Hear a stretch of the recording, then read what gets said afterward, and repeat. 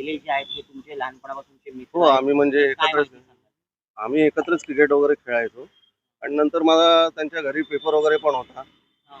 नंतर म्हणजे आपलं म्हणजे एवढं त्यांच्याशी म्हणजे हे होतं की त्यांच्या आई-वडील वगैरे पण आहेत ना, ते कधी मी त्यांच्या घरी बिल वगैरे घ्यायला गेलो, तरी असं कधी त्यांनी मला बाहेर बिल वगैरे दिले नाही. या घरात बसा किंवा चहा हे आणि हा संजय पण एवढा म्हणजे सगळ्यांशी ज्या मित्रांशी होता ना, मनमिळावू एकदम हं.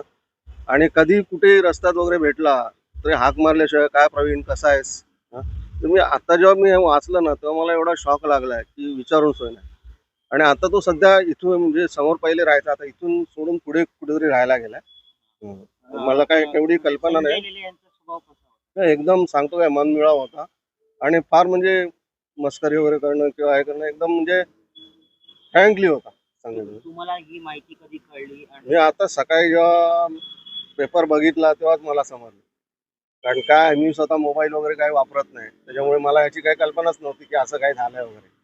आता मी सकाळी बघितलं पेपरमध्ये आणि आणि सहज म्हणून मी नाव वाचलं बोललो, "अरे संजय लेले" बोललो, "जाऊन दे. आणखीन पण कोणीतरी असतील" म्हणून मी एवढं दुर्लक्षित केलं. पण जेव्हा मी आता पेपरमध्ये त्यांचा फोटो बघितला, तेव्हा मला म्हणजे प्रचंड शॉक लागला. काय बोलू आणि पहिल्यापासून आणि म्हणजे आता काय बोलायला पण सुचत नाही, की काय बोलावं आणि काय नाही. आणि माझ्या डोळ्यासमोर तो यायला लागला.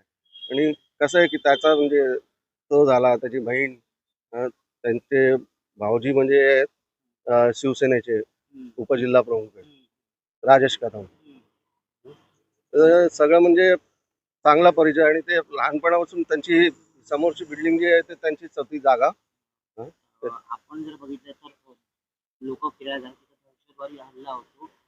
म्हणजे याबाबत आपल्याला कसा निषेध होतो? आता ह्याच्या बाबतीत आपण काय बोलू शकत नाही, कारण काय माहिती आहे का, मृत्यू कुठे आणि कसा येईल ह्याचं कोणाला सांगू नाही शकत. ही पहिली गोष्ट आहे. आणि दुसरी गोष्ट असं आहे, की बाबा हे सरकार जे म्हणतंय, की बाबा दहशतवाद संपला, दहशतवाद संपला. मग हे काय आहे आता? हं? त्याच्याकडे लक्ष द्यायला पाहिजे.